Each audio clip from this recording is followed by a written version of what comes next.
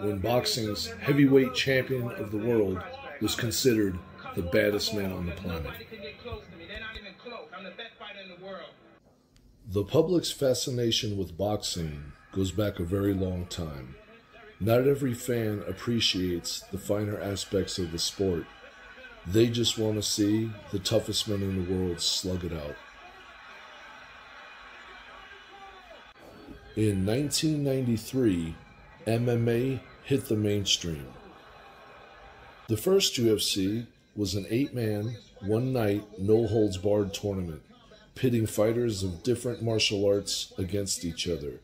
It was created to see which style would fare best in a real fight. Boxing's representative was Art Jimerson. He didn't perform well, tapping out to Hoist Gracie in 2 minutes. For the most part, boxers haven't fared well in MMA. James Toney was no exception. In the most high-profile match between boxer versus mixed martial artist, Toney was taken down before he ever threw a punch. He was choked out in the first round. MMA fans loved it.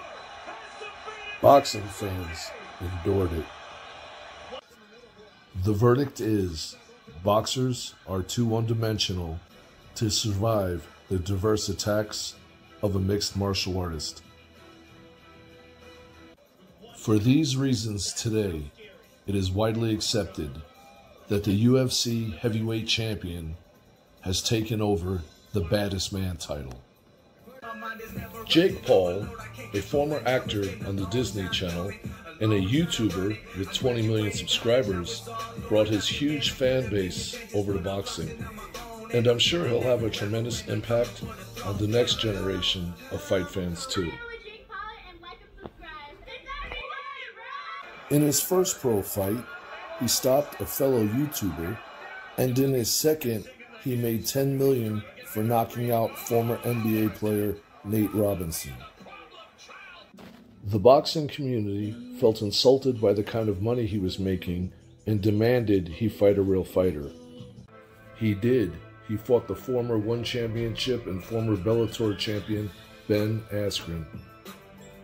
Askren did a decent job of punching a downed opponent, but had zero boxing skills while standing.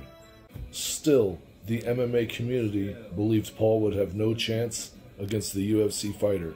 They were wrong. Paul stopped him in the first round. Boxing fans wanted to see Jake Paul fight a real boxer. UFC fans wanted to see a real striker from the organization dismantle him.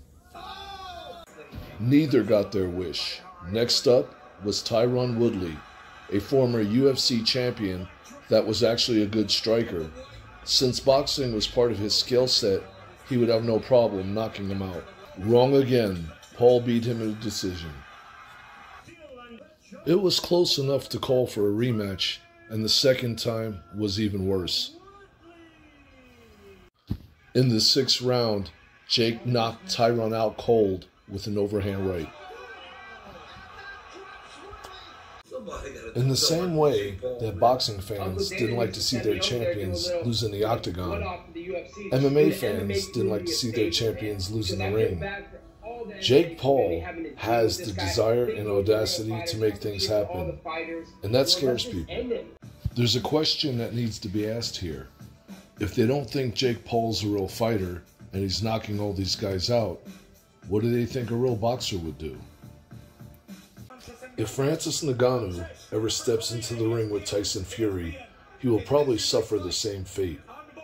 Boxing seems to have been underappreciated for some time now, and people are starting to realize it.